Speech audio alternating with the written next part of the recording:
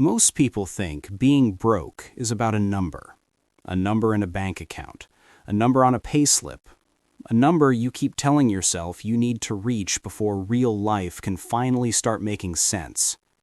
But that is not what being broke actually is. Being broke is a feeling.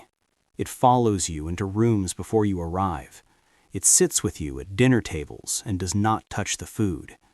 It makes you laugh at the right moments so that nobody looks too closely. I know that feeling. I know it the way most people know their own name. I have checked my bank balance in a bathroom stall so nobody would see my face when the number came up. I have ordered the cheapest thing on the menu and called it a preference.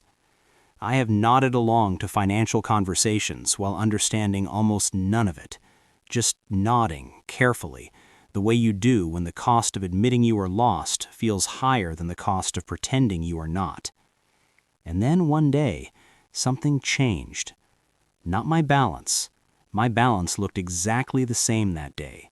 The number did not move. Nothing was deposited. Nothing dramatic happened at all. But something shifted. Quietly. Permanently. In a way I still find difficult to fully explain. The day I stopped being broke, my account did not change. And that's the part most people never figure out. This channel is called Wealth on Slow for a reason. Because the shift that changes a financial life does not arrive like a breakthrough. It does not announce itself. It doesn't come with a new salary or a lucky investment or a single perfect decision. It comes quietly, while your life is moving in a completely different direction.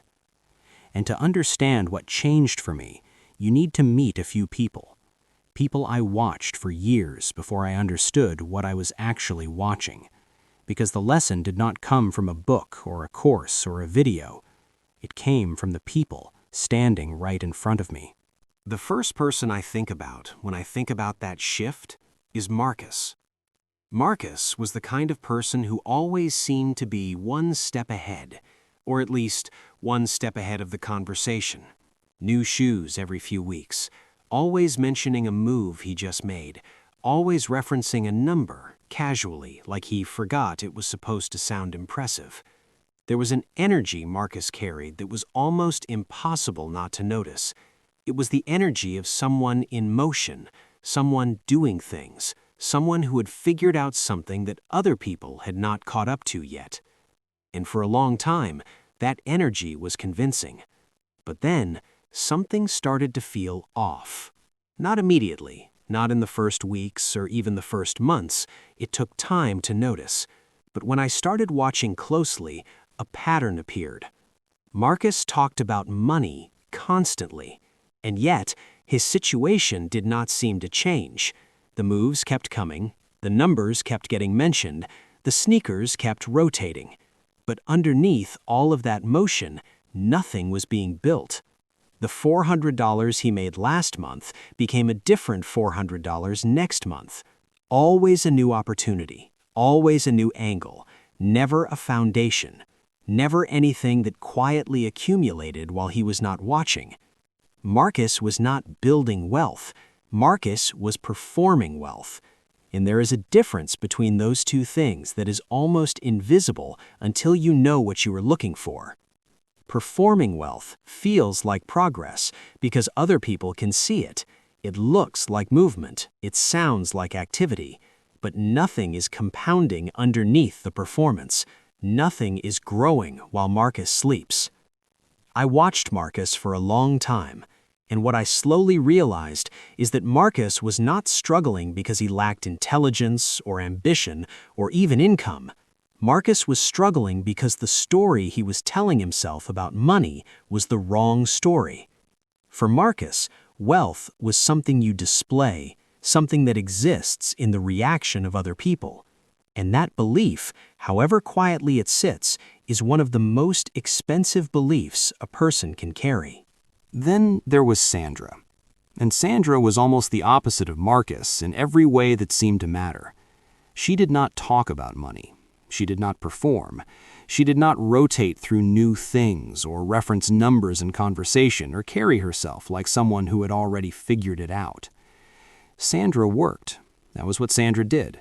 2 jobs, most weeks, the kind of schedule that left very little room for anything that did not serve an immediate purpose.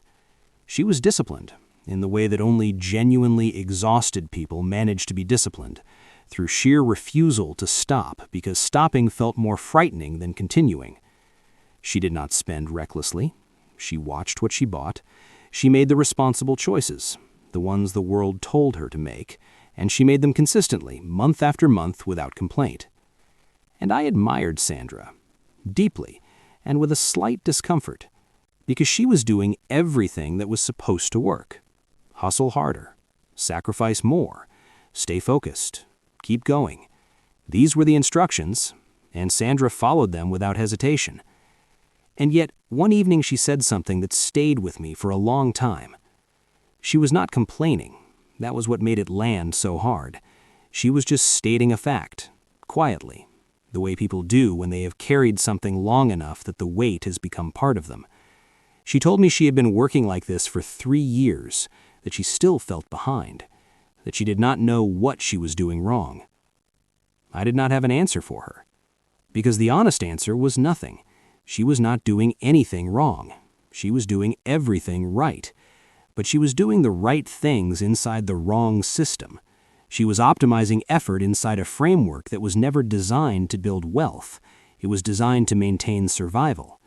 And there is a ceiling on survival. No amount of effort punches through it. Sandra was trapped in something that was invisible precisely because it looked like virtue. It looked like discipline. It looked like the right way. And that invisibility is what made it so difficult to escape. I did not fully understand this yet. I just knew that watching Sandra made me uneasy in a way I could not immediately explain. And then there was Ray. Ray did not talk about money. Ray did not seem to think about money the way other people did, as something urgent, something to chase or perform or worry about between tasks. Ray just existed, steadily and without drama, the way a very old tree exists, not because it is trying to, but because it has been doing this long enough that it no longer requires effort. I had known Ray for years before it occurred to me to look closely. Ray worked an ordinary job, had worked ordinary jobs for most of his adult life. Nothing spectacular about his income, nothing flashy about how he presented himself or what he drove or what he wore. Ray was, in the most literal possible sense, unremarkable. And then one day I found out something that stopped me completely. Ray owned his home. No mortgage remaining. He had a savings account that had been growing for 15 years. He had no debt. None. The kind of financial stillness that most people associate with a completely different tax bracket. I was stunned, because Ray had never seemed to be doing anything. There were no moves to mention, no angles, no side income, no rotation of new things. Just Ray, steady and quiet, month after month, year after year. That was exactly the point. I asked him about it. I was expecting something complicated. A system, a strategy, a revelation that reframed everything. Ray listened to the question, and then said something so simple it almost did not register. He said he just never stopped. Even when it felt pointless, he just never stopped. 2 words. That was the entire strategy. Not intelligence, not income, not perfect timing, not a brilliant investment or a lucky break or any of the things that financial culture tells you are required. Just the refusal to stop. And sitting with that for the first time, I felt something move, because I had been waiting for the complicated answer. I had been waiting for the revelation that required skill or knowledge or a specific set of circumstances. And Ray had just told me, without any drama, that the answer was almost offensively simple. You just never stop. Keisha is the person in this story I still find most difficult to explain. We grew up in the same neighborhood, went to the same schools, started our adult lives at roughly the same point, same income range, same set of options, same general understanding that money was something you worried about rather than something you used. And yet somewhere along the way, something happened with Keisha that did not happen for me. And it did not happen loudly. There was no announcement, no dramatic conversation where she told me she had figured something out, no moment I can point to and say, there, that is when she changed. She just quietly started putting $50 away every month into an index fund. That was it, $50. Not a transformative amount, not a number that changes a life immediately or feels like progress or produces any visible result in the short term, just $50, automatically, every month, into an account she mostly forgot existed. And she stopped talking about money the way people talk about it when it frightens them. She stopped treating it like something that happened to people, like weather or luck or a force you could only react to. She started treating it like a system, imperfect and slow, but learnable, and she began, quietly, to learn it. I noticed the shift in her before I could name it. There was something different about the way she carried financial conversations, not confident in a showy way, but settled, like someone who had already made the important decisions and no longer needed to revisit them every day. And one afternoon, she said something that landed differently than she intended. She told me she had stopped waiting to feel ready. She had just made it automatic and forgotten about it. I did not respond right away, because something about those words caught on something inside me that I could not immediately name. Waiting to feel ready.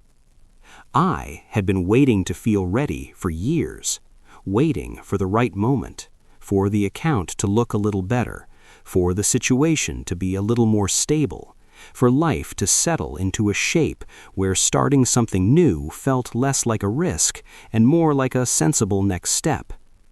But Keisha did not wait for that shape. She built the habit before she felt ready and trusted that the feeling would follow. And it did.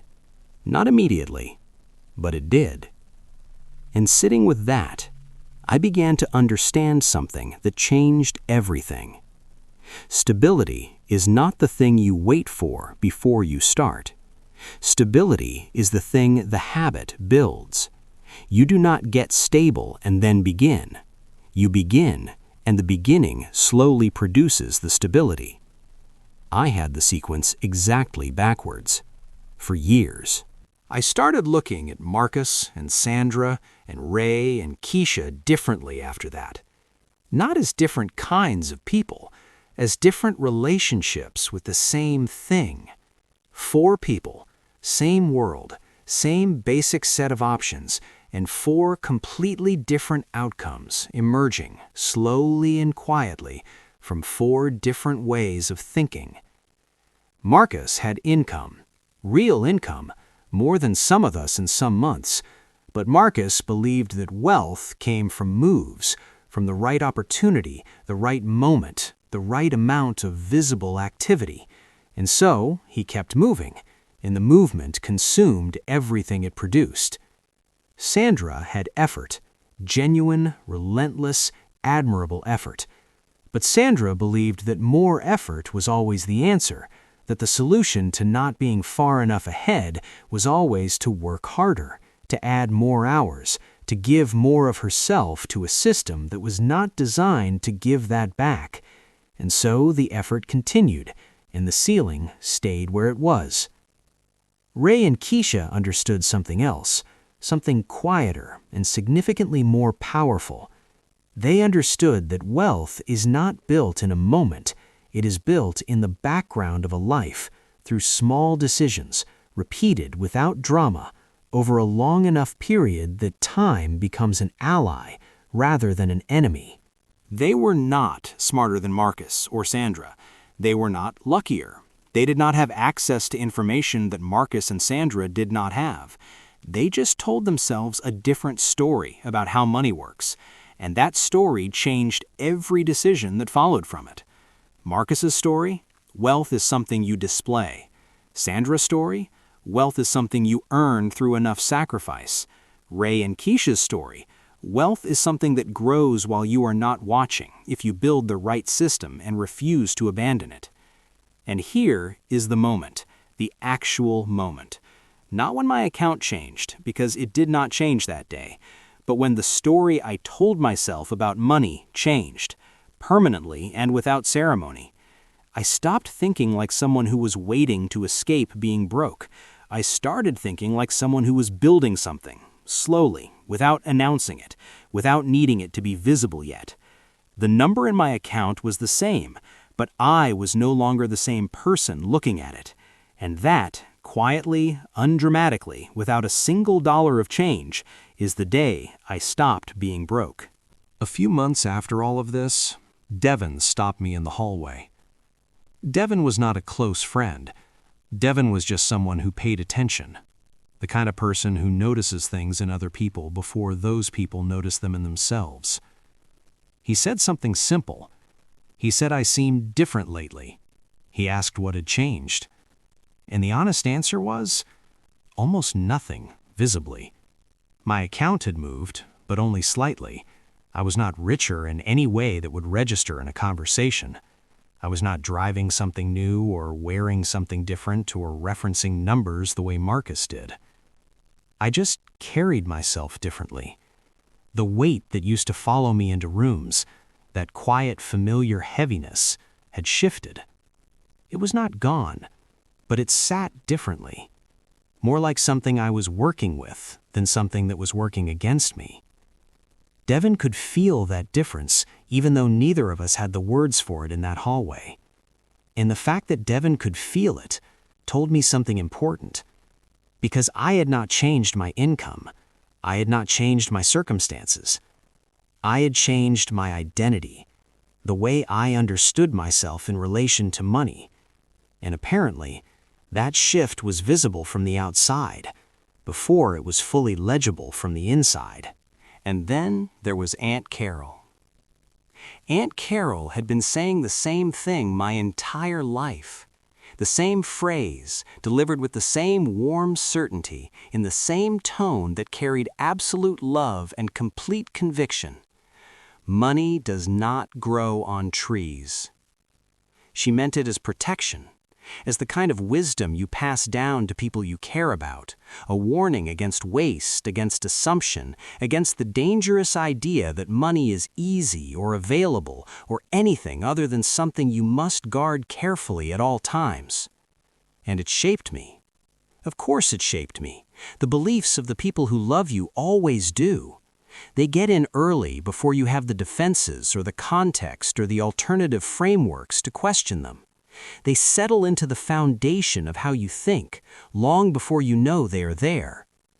But here is what I came to understand about Aunt Carol's teaching. She was not wrong about the difficulty of money. Money is not easy. It does not arrive without effort. It does not stay without attention. But the belief that money is scarce, that it must be protected rather than deployed, guarded rather than grown, feared rather than understood, that belief has a cost that took me years to see. It taught me to shrink around money rather than engage with it, to hold tight to the little I had rather than learn how to build more, to think of myself always as someone on the edge of losing rather than someone in the process of building. Scarcity thinking sounds like wisdom. It sounds responsible. It sounds like the right lesson from someone who learned the hard way. But scarcity thinking keeps you in the posture of someone who is always about to lose, and you cannot build from that posture. You can only protect, and protection is not the same as growth. I still love Aunt Carol. That has nothing to do with it. The beliefs that shape us are not handed down by enemies. They are handed down by people who love us and are doing the best they can with what they know. The work is not to blame them. The work is to see clearly, thank them quietly, and then choose a different story. So here is what I know now. The day I stopped being broke, my account looked exactly the same. The number had not moved. Nothing dramatic had happened. No windfall, no breakthrough, no single decision that changed everything in a moment. But I had stopped waiting to feel ready. I had stopped performing and started building, quietly, without announcing it, without needing anyone to notice yet. I had stopped telling myself that the right moment was coming and started understanding that the right moment is built, not found. I had looked at Marcus and recognized a version of myself I did not want to become. Someone so focused on the appearance of progress that the actual progress never had room to form. I had looked at Sandra and recognized another version. Someone so committed to effort that she had never stopped to ask whether the effort was pointed in the right direction. I had looked at Ray and understood something I had been walking past for years, that simplicity is not weakness, that boring consistency applied over enough time produces results that look like luck from the outside and feel like patience from the inside. And I had looked at Keisha and seen the thing that changed everything, that you do not wait for stability before you start. You start, and the starting builds the stability. Wealth on Slow exists because of all of this. Not as a channel that will tell you the fastest way to make money, or the best stock to buy right now, or the hack that changes everything in 30 days, but as a channel that will show you how money actually works. The real patterns, the ones that are quiet and slow and completely unsexy and absolutely true. The ones Ray understood without being taught. The ones Keisha figured out before the rest of us. Because here is the thing about wealth built slowly. When it arrives, it does not feel like an arrival. It feels like a morning where you check your account and nothing is wrong. Where the month ends and there is still something left. Where the weight that used to follow you into rooms is just quieter than it used to be. That is not a dramatic moment, but it is a real one. And if any part of this felt familiar, if something in here described a feeling you have been carrying but could not quite name, then subscribe, because the next video is going to explain exactly why your brain is wired to stay broke. Not because you are doing something wrong, but because the wiring was built long before you arrived, and understanding it is the first step to quietly rewiring it. That conversation is next. We will go slow.